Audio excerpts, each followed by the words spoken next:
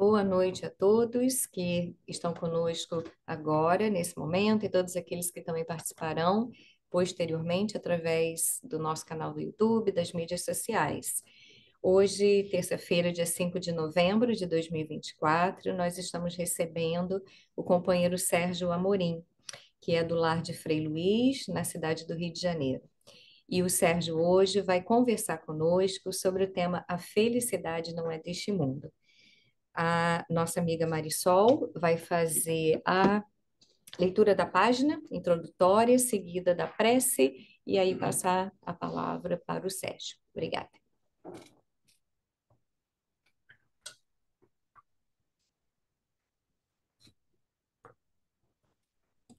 Boa noite a todos. Vou fazer a leitura do livro Caminho, Verdade e Vida, da coleção Fonte Viva, Chico Xavier, pelo Espírito Emmanuel. Número 93. Alegria cristã. Mas a vossa tristeza se converterá em alegria. Jesus. Está em João, capítulo 16, versículo 20.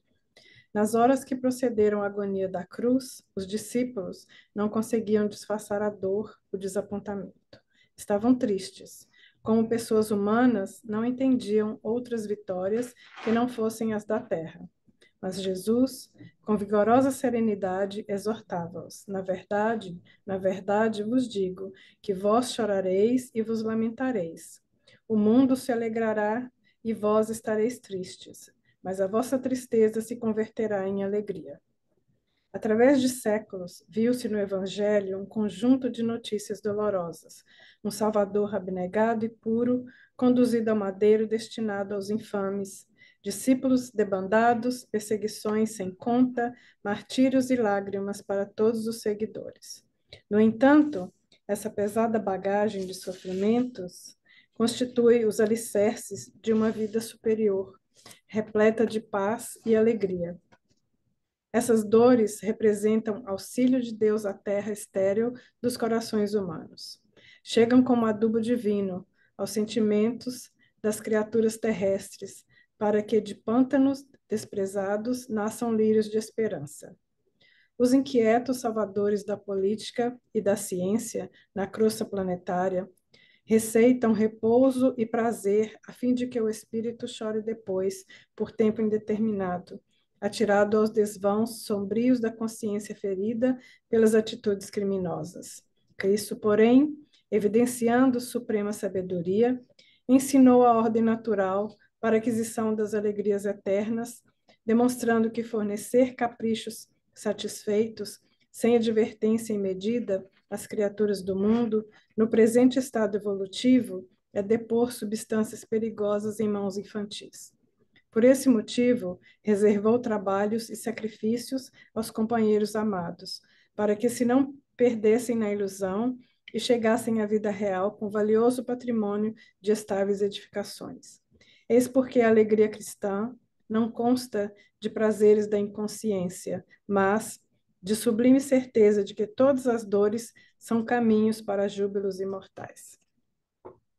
Vamos então, nesse momento, abrindo os nossos corações e vamos elevando as nossas vibrações, entrando em contato com os nossos mentores, os mentores dessa casa, pedindo a eles que nos envolvam em muita luz, muita paz, muita harmonia, que possamos compreender com os nossos corações tudo que for falado essa noite, que consigamos praticar no nosso dia a dia os ensinamentos do nosso Mestre Jesus. E vamos assim, todos unidos, pedindo ao nosso Mestre Jesus que nos abençoe essa noite, dando início aos trabalhos dessa noite. Que assim seja, graças a Deus.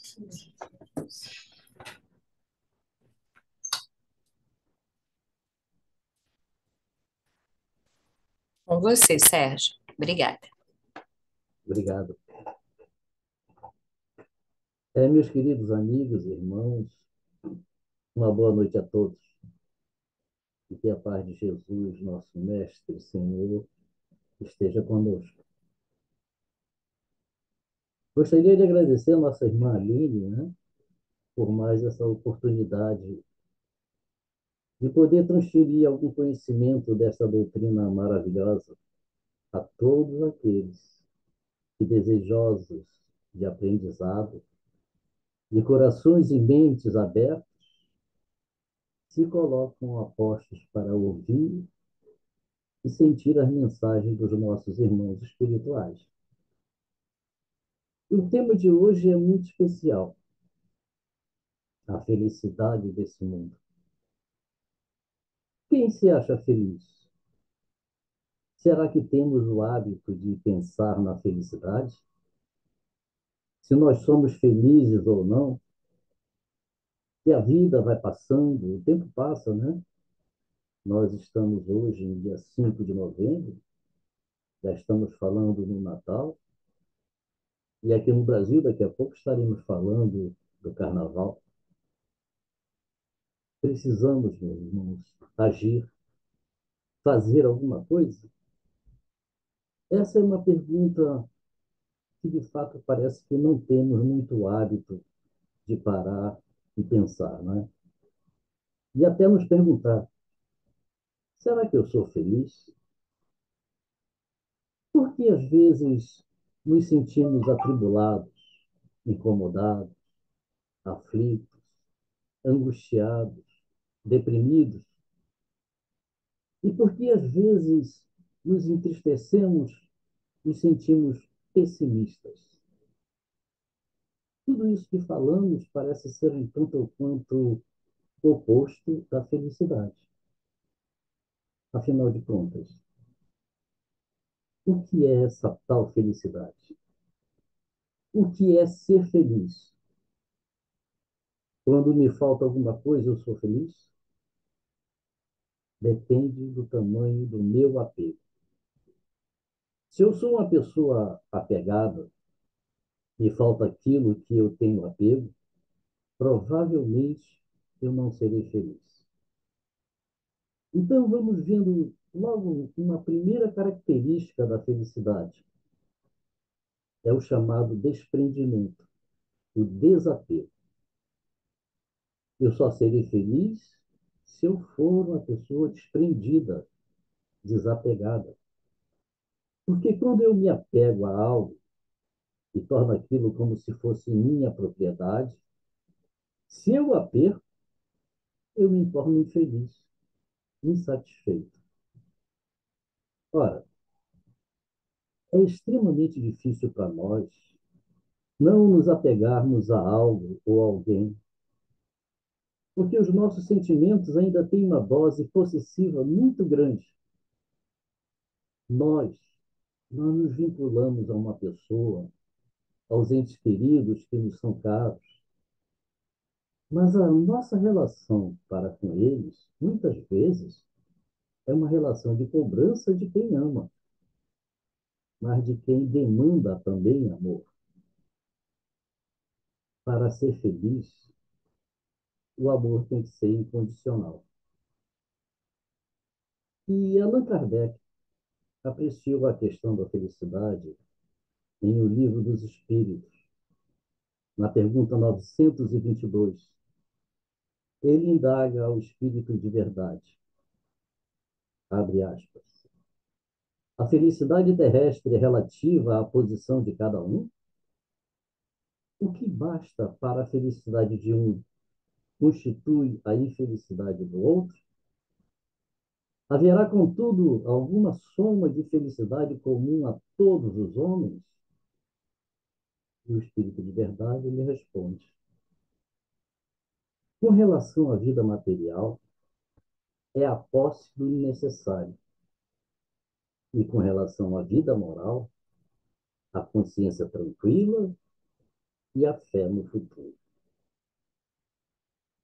Bem, meus amigos, o que a espiritualidade quer nos dizer com esse tema? O que será que significa essa frase tão icônica, essa mensagem tão forte que está no Evangelho segundo o Espiritismo, em seu capítulo 5? Bem-aventurados os aflitos. E no item 20, a felicidade não é desse mundo. Será então que não existe felicidade? Enfim, vejamos uma mensagem de Emmanuel que eu separei para o nosso estudo de hoje. A mensagem se chama Na Grande Romagem, que está no livro Fonte Viva, de Chico Xavier. Ela começa com a carta aos Hebreus de Paulo, capítulo 11, versículo 8, que diz: Pela fé, Abraão, sendo chamado, obedeceu, indo para um lugar que havia de receber por herança, e saiu sem saber para onde ia. Pela fé, diz Emmanuel, né? O aprendiz do Evangelho é chamado, como Abraão, à sublime herança que lhe é destinada. A constrição atinge a todos. O grande patriarca hebreu saiu sem saber para onde ia. E nós, por nossa vez, devemos erguer o coração e partir igualmente. Ignoramos as estações de contato na ramagem enorme, mas estamos informados de que o nosso objetivo é Jesus Cristo. Quantas vezes seremos constrangidos a pisar sobre os pinheiros da calúnia? Quantas vezes transitaremos pelo trilho escabroso da incompreensão? Quantos aguaceiros de lágrimas nos alcançarão o espírito? Quantas nuvens estarão interpostas entre o nosso pensamento e o céu, em largos trechos da senda? Insolúvel a resposta. Importa, contudo, marchar sempre no caminho interior da própria redenção, sem esmorecimento. Hoje é o suor intensivo, amanhã é a responsabilidade. Depois é o sofrimento e, em seguida, a solidão. Ainda assim, é indispensável seguir sem desânimo. Quando não seja possível avançar 2 passos por dia, desloquemo-nos para diante pelo menos alguns milímetros. Abre-se a vanguarda em horizontes novos de entendimento e bondade, iluminação espiritual e progresso na vida. Subamos sem repouso pela montanha escarpada, vencendo desertos, superando dificuldades, varando nevoeiros, eliminando obstáculos. Abraão obedeceu, sem saber para onde ia, e encontrou a realização da sua felicidade.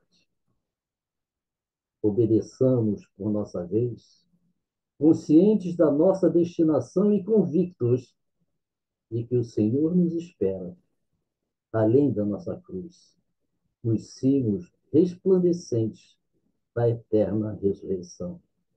Emmanuel. Que mensagem linda, não é mesmo?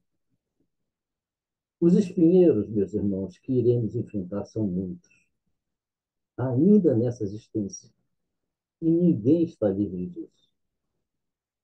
Mas, confiantes em Jesus, na certeza do seu amparo, da sua proteção, venceremos, certos e convictos de missão cumprida.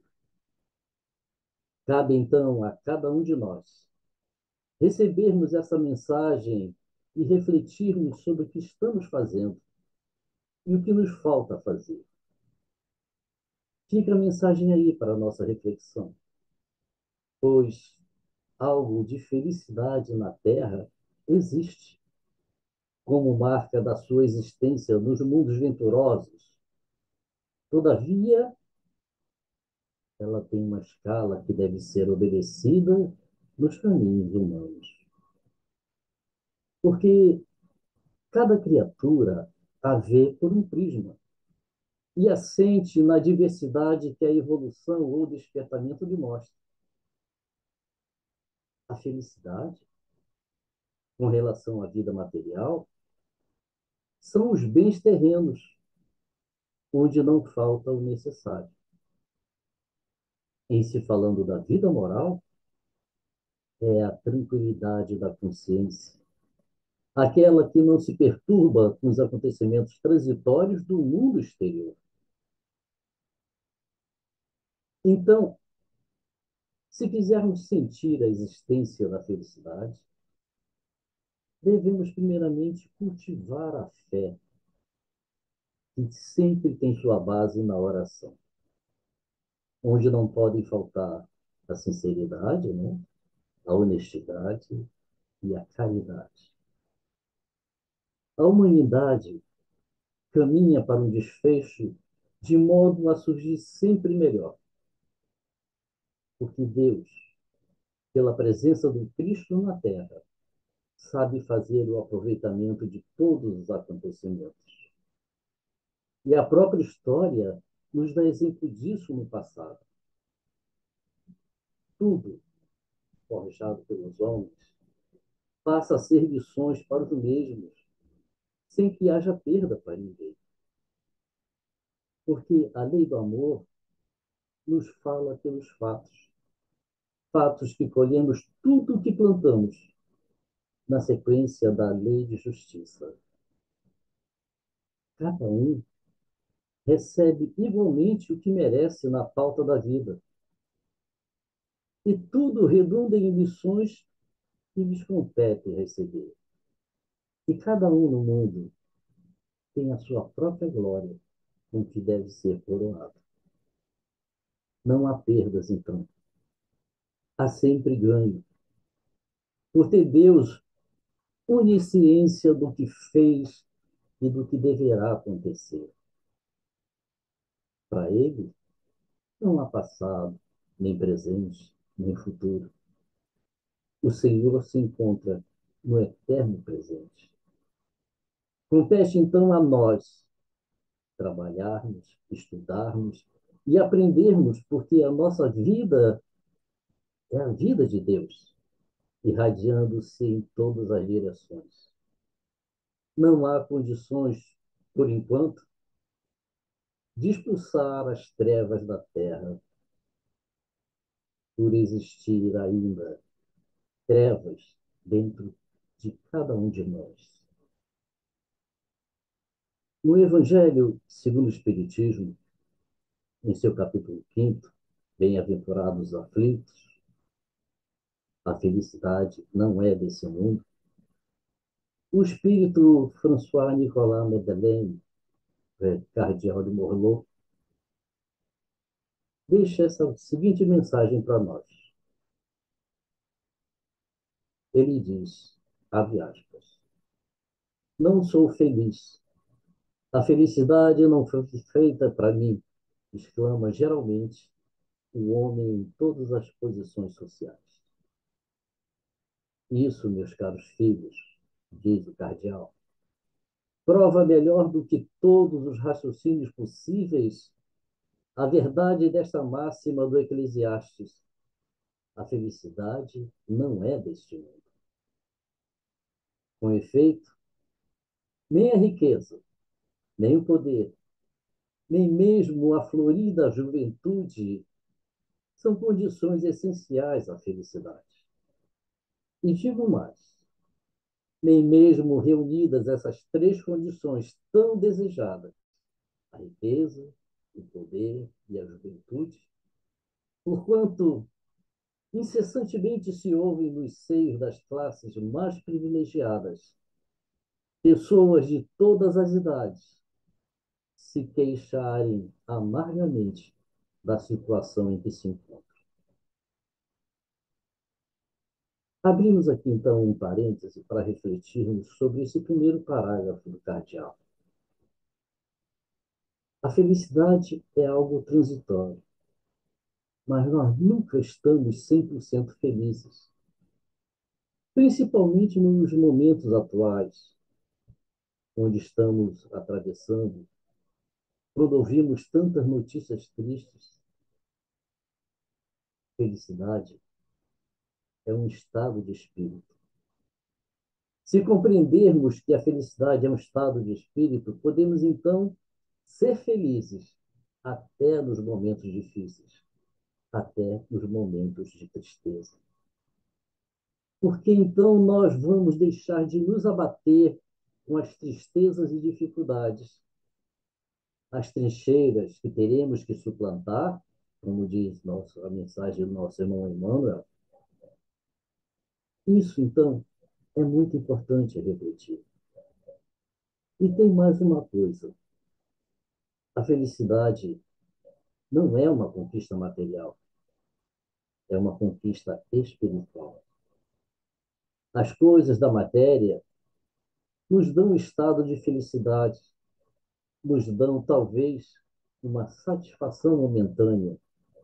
E então nós confundimos satisfação com felicidade.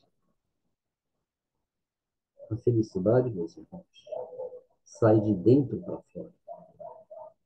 A felicidade se externaliza através do nosso emocional. E aí eu pergunto: estamos tão felizes? Pois bem, voltemos ao texto do cardeal. Abre aspas. Diante de tal fato, é incontestável que as classes laboriosas e militantes invejem com tanta ânsia a posição das que parecem favorecidas da fortuna. Neste mundo, por mais que faça, cada um tem a sua parte de labor e de miséria, sua cota de sofrimento e decepções, donde facilmente se chega à conclusão de que a terra é lugar de provas e de expiações. Assim, pois, os que pregam que ela é a única morada do homem e que somente nela, e numa só existência, é que lhe cumpre alcançar o mais alto grau das felicidades que a sua natureza comporta, iludem-se e enganam os que os escutam. Visto que demonstrado está, por experiências arte secular, que só excepcionalmente este globo apresenta as condições necessárias à completa felicidade do indivíduo. Temos que concordar com o que o cardeal nos traz nesse texto, né? Porque realmente já ultrapassamos guerras, já ultrapassamos calamidades, já ultrapassamos momentos de pandemia, tantas coisas terríveis acontecendo, não é possível se diga que se é 100% feliz. Podemos até ter um estado de equilíbrio, mas, de repente, surge algo que nos abala, mexe com o nosso emocional e nos damos conta de que realmente não podemos estar felizes, uma vez que sabemos que a infelicidade, a tristeza e a angústia estão invadindo a vida de pessoas que queremos bem, não é mesmo? E o cardeal continua. Em tese geral, pode afirmar-se que a felicidade é uma utopia, a cuja conquista as gerações se lançam sucessivamente sem jamais lograrem alcançá-la. Se o homem ajuizado é uma raridade nesse mundo, o homem absolutamente feliz jamais foi encontrado. O em que consiste a felicidade na Terra é coisa tão efêmera para aqueles que não têm a guiá-los à ponderação, que por um ano, um mês, uma semana de satisfação completa, todo o resto da existência é uma série de amarguras e decepções. E notai, meus caros filhos, que falo dos venturosos da terra, dos que são invejados pela multidão. Consequentemente, se a morada é terrena, são peculiares as provas e a expiação, forçoso é, se admita que em algum lugar moradas há mais favorecidas, onde o espírito, conquanto aprisionado ainda numa carne material, possui em toda a plenitude os gozos inerentes à vida humana. Tal a razão porque Deus semeou no vosso turbilhão esses belos planetas superiores para os quais os vossos esforços e as vossas cadências vos farão gravitar um dia, quando vos achardes suficientemente purificados e aperfeiçoados. Todavia, não deduzais das minhas palavras que a terra esteja destinada para sempre a ser uma penitenciária. Não, certamente. Dos progressos já realizados, podeis facilmente deduzir os progressos futuros. E dos melhoramentos sociais conseguidos, novos e mais fecundos melhoramentos. Essa a tarefa imensa, cuja execução cabe à nova doutrina que os Espíritos vos revelaram. Assim, pois, meus queridos filhos, que uma santa evolução vos anime e que cada um de vós se despoje do homem velho. Deveis, então, consagrar-vos à propagação desse Espiritismo, que já deu começo à vossa própria regeneração. Corre-vos o dever de fazer que os vossos irmãos participem dos raios da sagrada luz.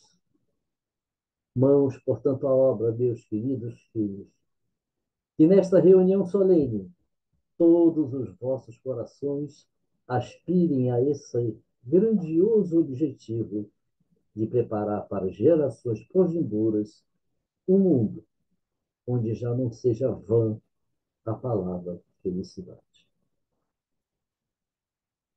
Que belo texto do cardeal.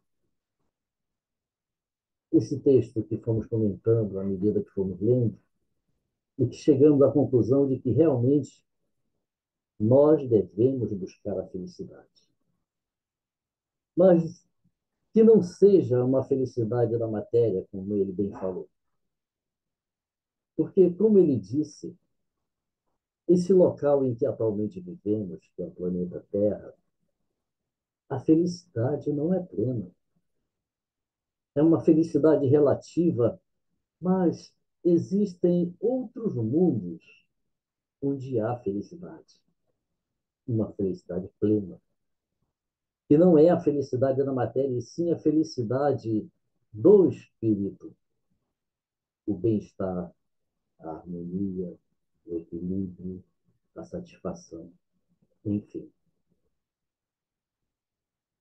A doutrina dos espíritos, na feição grandiosa de Jesus, quando na terra, e da sua volta majestosa, vinha ajudando os homens a falar e a viver e a sentir e a ser, a fundir-se como ovelha do rebanho do pastor, pastor esse incomparável, ouvir sua voz e acompanhá-lo nos seus caminhos, buscando a verdade e a vida. O mundo e a humanidade podem adquirir em breve tempo todo o conforto material, de modo a nada lhe faltar em relação à vida física. Mas ainda falta algo muito importante para sentir: a felicidade, que é a tranquilidade imperturbável da consciência. É o cumprimento da lei do amor, que somente nos dará o ambiente do céu quando passarmos a viver Deus na nossa intimidade do coração. É a a felicidade cresce em cada criatura, com seu crescimento cristão e na sua pureza original. Compete, então, a cada um esforçar-se para arrancar o joio no momento exato e adubar o trigo na hora certa.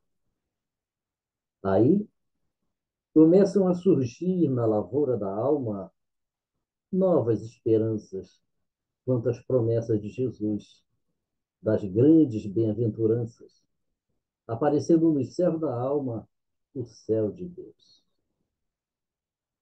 Nós depositamos as condições para sermos felizes em outras pessoas, situações e objetos, mas nunca em nós mesmos, como se nossa felicidade dependesse de algo externo. Culpamos os namorados, namoradas, esposas, esposos, amigos, familiares, como se deles viessem a nossa felicidade. Quando não por esse motivo, colocamos a felicidade em objetos e situações. Se eu conseguir comprar aquele carro, eu serei feliz. Quando eu tiver aquela casa, serei feliz. Quando ficar rico, serei feliz. E o que acontece?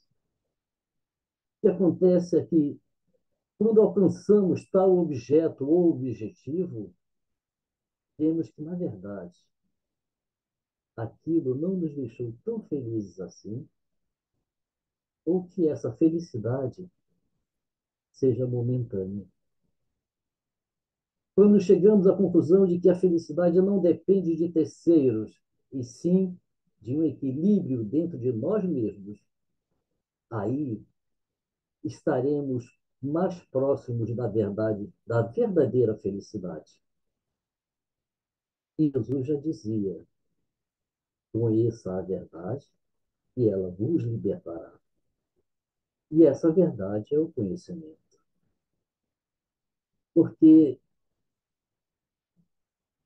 quando conhecemos a nós mesmos e ao mundo em que habitamos, quando sabemos que a vida continua após a morte do corpo e que Deus sempre nos dará outras chances, então começaremos a pensar, a passar pelos problemas e aflições de maneira mais fácil, até o dia em que não necessitaremos mais desse fluxo de altos e baixos. E nesse dia, atingiremos o verdadeiro amor. Ele será a causa de nossa felicidade. Não teremos mais angústias, ódio, inveja, ciúme e tantas outras coisas que atrapalham o nosso verdadeiro eu, né? Porque a felicidade, no seu sentido pleno, é inatingível nesta terra que hoje vivemos.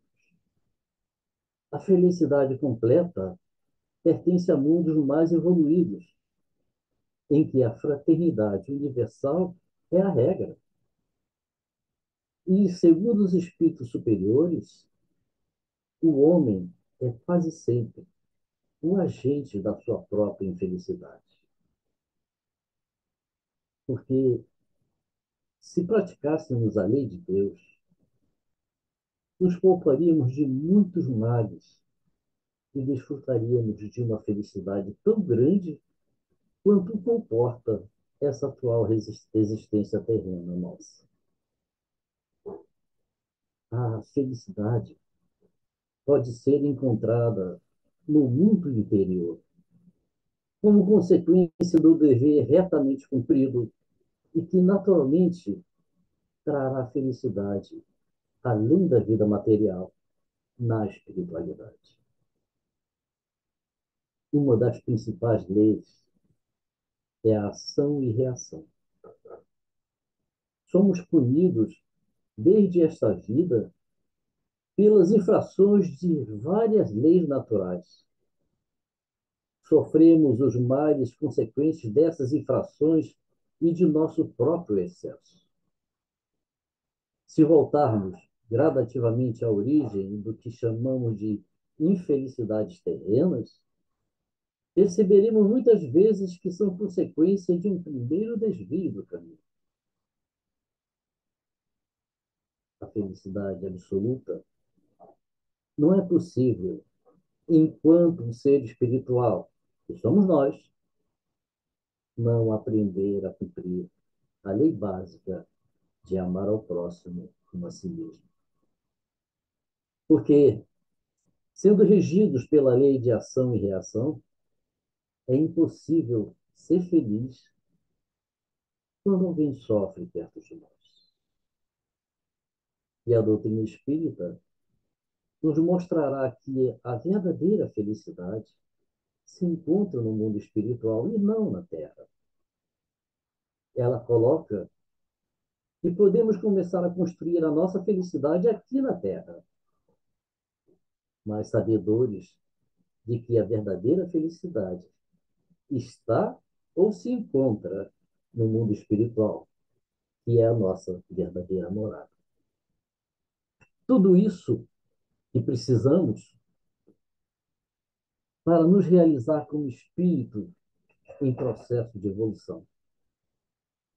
Conquistemos, então, a felicidade, esta que sai de dentro para fora, e vamos sorrir para Jesus, que ele sim é a luz que nos espera.